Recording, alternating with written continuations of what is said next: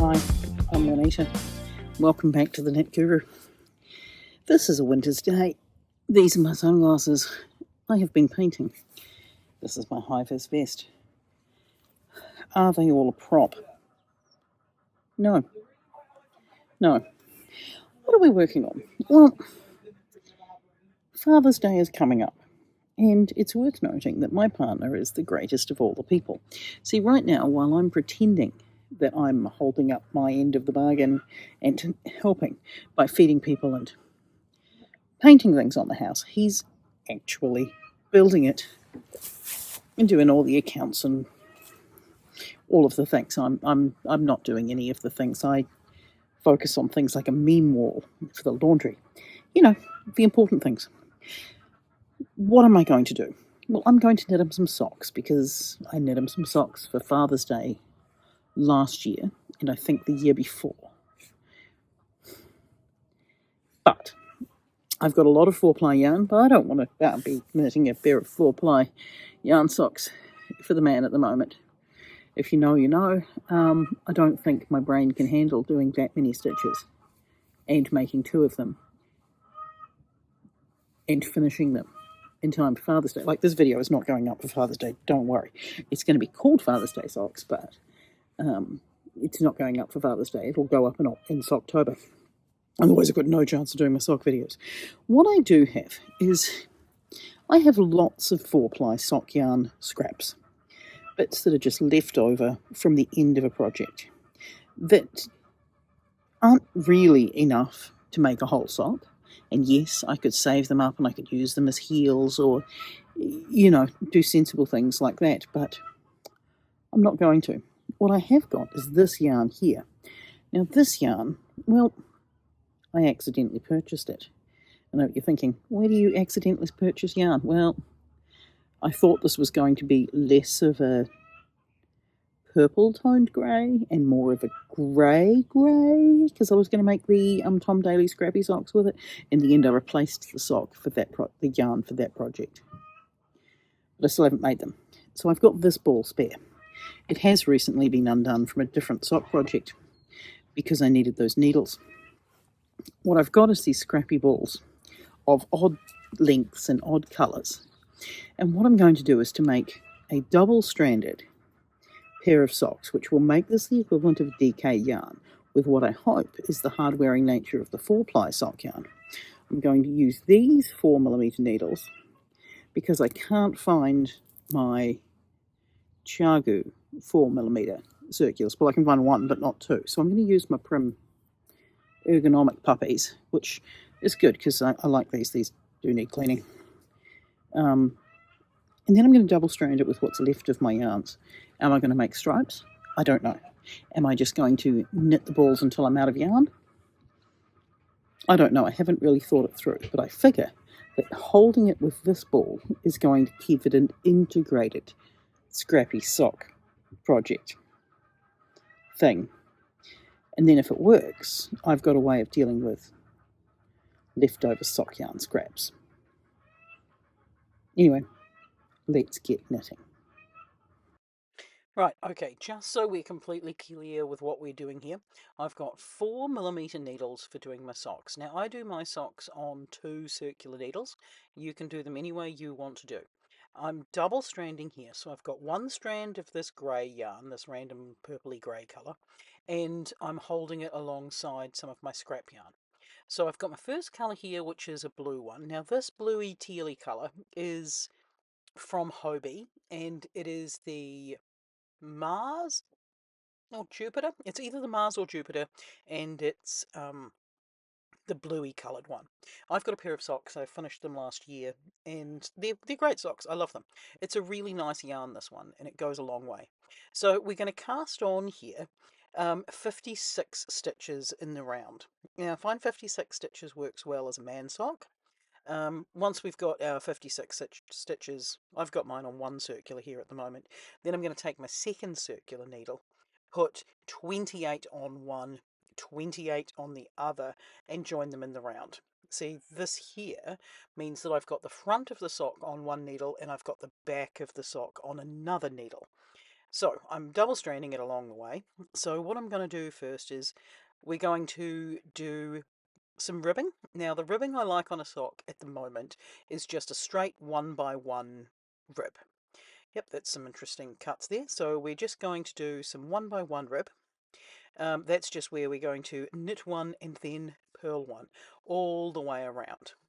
And we're going to do this for a number of rows. Now, I like to go with either 20 rows if I'm using like one strand of 4-ply yarn on 3mm needles. But on this one here, what we're going to do is we're going to do 12 rows of this knit one, purl one rib. Now, I'm well aware of the fact that the vast majority of people are going to know how to do a 1x1 rib, but just in case, yeah, during the process of doing these socks, I'm on bed rest for a head injury. So forgive me if my words are a little broken or if there's a lot of content filmed from very slow motion. Right, here's a selection of some of my Scrappy Sock yarns. This one feels like a no-brainer because he chose it. These ones I just really like. But do I intentionally make this an ugly project by incorporating this glitter yarn that I love and this Christmas yarn that he's already got a pair of socks in?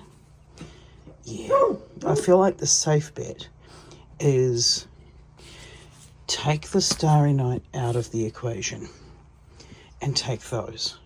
But do I then take this one out of the equation and save it for a Starry Night? Yes, if I save that for a Starry Night based project with a bonus line and then use these ones with the blue, yeah, we'll do that, yeah, because I've got a lot more yarn scraps than I thought. So for the main section of the leg, we're going to be knitting 4 and then purling 2, and we're doing that the whole way around. Now I've just changed over to the next colour of yarn because we're going to change over every 12 rows. So that we've knit 4 and we're now going to purl 4. Now you may notice we've got 56 stitches, so this is going to work out evenly all the way around. On the way that I do it, what this ends up with is that you've got 28 stitches on the top, and so the knitting 4 and then purling 4 does result in them all fitting really neatly on the front. Sometimes it sometimes it doesn't, but in this particular case you've got 4 and 4. So we're knitting 4 and then we're purling 4 and then we're knitting 4 and then we're purling 4 all the way around over the next 12 rows. I'm still double stranding. Now, once we've got through these 12 rows, you'll notice that because we've got colours tied together with this pale grey, it doesn't really notice too much the fact that they're different yarns. It just looks like we've got more of a gradient going on. Right, so that's 12 rows of the greeny bluey sock yarn with the grey, and then 12 rows of the pink and purpley one. I'm thinking I'll now go to 12 rows with just the pink. Yeah, I think 12 rows is good to sort of alternate because it's not going through too much yarn and it's not going to mean that I've got too many ends to darn in. I suppose if I was doing like 2 rows, I could just carry the yarn. I'd rather darn in the ends though, I think. So yeah, I think I'll do the next 12 in the pink. Right, our colour change is not complicated. We're just going to take our scissors and we're just going to cut the contrast scrap yarn. Just be careful not to cut your main yarn, because if you cut your main yarn you're just going to end up having to do more darning. Now this is a sock yarn project that is going to involve a lot of darning in yarn tails, but we all love darning in our yarn tails, right? Yeah, so there's 12 rows of the pink, which sets us up to do our heel flap, because I find that's a reasonable length for a scrappy sock. So we're going to work on our heel flap. For this we're going to change colour again to our first shade. The reason I'm doing it is mostly so that I can see it. Just so that it makes it easier to count. So what we're going to do here is we're going to change yarns and make it look as awkward as we possibly can in the process. So we're going to take our strand of the blue and our strand of the grey, and we're going to start our heel flip. For this, we're just going to be working on the first 28 stitches. So we're going to slip the first stitch purlwise. Again, we've managed to get some quality footage there, Juanita. Yes, there we go. That's where the knitting needles are. Yep. Let's see if we can actually see what's going on. That would be great. I probably should just edit it out, but I will probably also forget because I'm now doing the voiceover. So we slip the first stitch purlwise, and then we're going to knit the next stitch. Then we're going to slip the next one purlwise, and remembering to actually show that, then we're going to knit the next one. Now you'll notice that we've got these slip stitches that are easy to see while they're in the different colour, which is one of the reasons why I've swapped at this point. So we're knitting one regular, and then we're slipping the other one purlwise so the stitch itself isn't twisting. And then when we knit the next one, we're carrying that yarn across the back. What this does is it pulls in the heel around, it pulls the sock in around the back of the heel and provides extra sort of strength and stability to the actual sock itself. It is, however, very much a case of trust the process. So what we're going to do when we get to the end of this row is we're going to slip the first stitch purlwise, and we're going to purl right across to the end. Now what's really important with this particular sock pattern is that we're not going to knit the first stitch. We're not going to do anything except slip it purlwise rather than knitting it. The reason for this is that we're going to use these stitches to pick up along the edge of our heel flap when it's time to move on to knitting the foot portion of our sock. So just be very careful with it. Why I decided to do an entire row of heel flap knitting in slow motion. This is not slow motion knitting, by the way. This is how fast I'm knitting with concussion. I can look back now that I did finish these socks over a week ago as of recording this voiceover, and I am knitting faster than this. I will recommend these needles if you do have a head injury. There is going to be a concussion video at some point because I've been trying to film stuff to see exactly what has been going on in my head. Right, so we get to our last stitch. We're going to knit this last stitch. Then we're going to turn the whole thing around. When we turn the whole thing around, what we're going to get is the start of our purl roll. We're just using those 28 stitches. We're not using the others. The others are basically just on hold. This is why I like doing it this way with the two circular needles, because it means that we can always see the front and the back of the sock. Okay, we're slipping our first stitch, and now we're going to purl all the way across. You can see that I'm both concentrating on the knitting and trying to keep everything in shot successfully. So we're going to purl all the way across here. It's at this point that we stop and think exactly how much of this row are we going to watch. I promise you it's not the whole row. I will eventually lose the will to live and will stop just watching me do purl stitches. But we do. We're going to do 14 rows. Well, 28 rows, but 14 of these big knit stitches that you'll be able to see up here. See how you've got one row that you can really see and they're longer? Count those, and there should be 14 of those for the sock itself. So here we go, we've got our heel flap finished. And what we're now going to do is move on to our heel turn. Now the heel turn, again, read the instructions down below, because the heel turn is not hard, but it is a trust the process. Then what we're going to do is we're going to put a stitch marker in the middle of our stitches. Now you're either going to have 8 stitches or 7 stitches. It depends on a lot of things in the way that you do your heel flaps and your heel turns, but I generally have like 7 stitches on each side of that stitch marker. And the next bit, it doesn't matter exactly how many stitches we're going to pick up for our sides.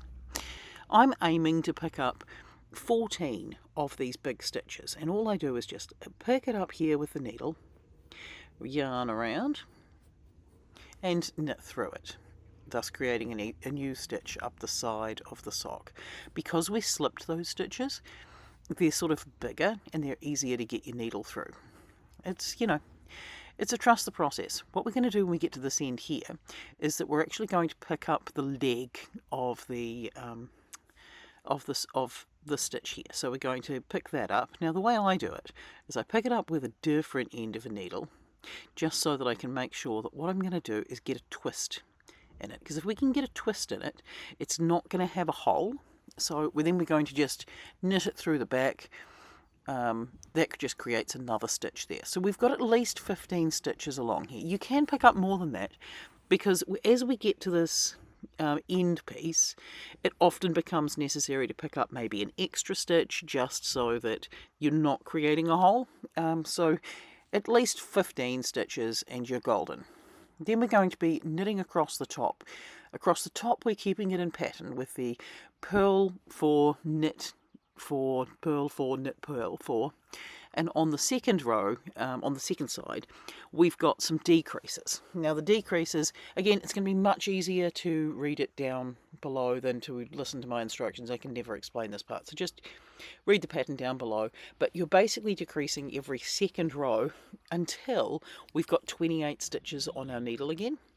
Now once we've done 12 rows on the top of the sock, we're now going to change to another colour yarn, because we're just keeping our pattern at every 12 rows. We're changing out our scrap yarn. So it's looking good. We've come around the corner. Our decreases are done. Yeah, looking fantastic.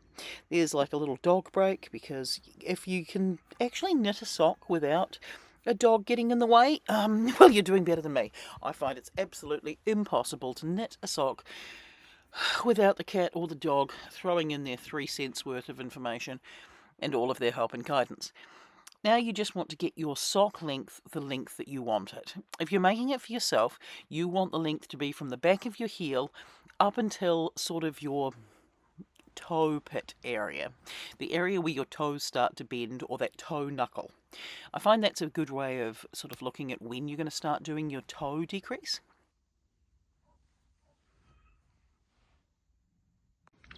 Right, here's where my sock's up to, and I've just changed into this colour again and realised I'm wearing these socks that basically took me 2 years to finish, because I started knitting one and then put it down and forgot about it. And it ended up in a box, and I found it again and finished them last year, and now I wear them all the time. It does look quite different with the grey going through it, which is interesting. There's sometimes where the grey matches up with the pale and it looks really like the same. Anyway, I now just need to finish the foot length before getting to the toe, and I've just been alternating every 12 rows on this side, ignoring the heel. So we're just doing another colour change here. We've got our 12 rows almost, or we have got our 12 rows. We're going to cut the blue again, and we're going to move to, what is that purpley one in the light here. So this is going to bring us to the toe decreases itself. So when we're doing our toe decreases, we're going to be losing 4 stitches every 2 rows. So it's 2 stitches on the ends of each of our halves, and the way I do it, it means that you're losing stitches on the ends of each needle, so it makes it nice and simple to see. So you can see you've got the decreases coming along, but again, read the pattern down below. It's way clearer than I can explain it in words. Then when we've got 14 stitches on each needle, or you've got 28 stitches altogether, you're going to do a Kitchener bind off. Now make your second sock, and just remember every 12 rows change colour, and it comes along quite nicely. Here's another little shot of my dog getting a wee pat-a-rooney. Yeah, so that's quite nice. Then comes our favourite part. We're going to look at our sock. We're going to go, oh, we're done. That's amazing. Oh, Juanita, you're phenomenal. Oh, what a great sock. Oh, now let's turn this little bugger inside out, because on the inside of this sock, we've got all these yarn tails. And you're like, oh, well, I don't mind darning in a couple of yarn tails. A sock normally has one at the top, one at the toe. Because we're using Scrappy Socks, we've got a whole stack of yarn tails. Okay, here we are. We are at the end of my Scrappy Socks. What am I pleased about with my Scrappy Socks? I mean, I'm pleased that they're done. They worked up really quickly. They feel nice and soft. You can't really tell that they're, like, this is a hand-dyed sock yarn. This one's a hand-dyed sock yarn. This one's a Hobie sock yarn. You can't really tell the difference between them because I think the Opal sock, is it Opal? Or is it West Yorkshire Spinners? It might be West Yorkshire Spinners. Yarn is sort of holding them all to the same tension. They look cool. I have managed to use up. Now, I had 2 ends of this Hobie one, and then I've got a little bit more left of the, well, so I've used up 1 full end and part of the next one. So I've got a little bit of this one left. I've got a little bit of the pink left. I've got a little bit more of this purpley colour left, but it does mean that it's a proof in concept. What else do I think I could do with my Scrappy Socks to improve them? I'm thinking that some sort of like a chevron-y pattern between the colours could be interesting rather than it being a straight stripe. But, you know, the straight stripe does look a little bit more like the whole thing takes on a hand-dyed sock yarn feel to it. What would be interesting to try is to look at just mixing up some solids or just mixing up some stripes. So I think the next time I try doing a Scrappy sock yarn project, rather than taking a ball of the grey to tie it all together, I think what I might do is just double strand chaos yarn the whole way through. There are some ideas about dropping one strand and picking up the next strand and just carrying one all the way down, but we'll see, because I really don't like carrying yarn. I will put the pattern for these down below because I will make them again. It has turned out quite beautiful, really. I'm a fan. They will be popular. For a man's size 13 foot, they've knitted up really quickly, so I can't complain with that. Maybe I could make them a little longer, but that's generally the length that I go with socks for the man. Yeah, so if you want to have a go at knitting up these Scrappy Socks, I will put the pattern down below. And yeah, it's a great way of using up those yarn scraps that aren't enough yarn to make a whole nother pair of socks, but to stretch it out over something that's actually quite a big project and make it go a little bit further. And they look really cool. So these are going to be Dave's Father's Day present. Now all I have to do is not let him work that one out in the next month. I will see you next week. Bye. So, what did I forget? I forgot to do the little bit at the end. If you think these socks are cool, I'm going to put my whole Socktober playlist down there of all the sock projects that I've done over the last few years. Up there, there's going to be a video that YouTube thinks that you're going to like, and over there, you can subscribe if you want to hang around and see what else I've got on offer. I'll catch you later. Bye.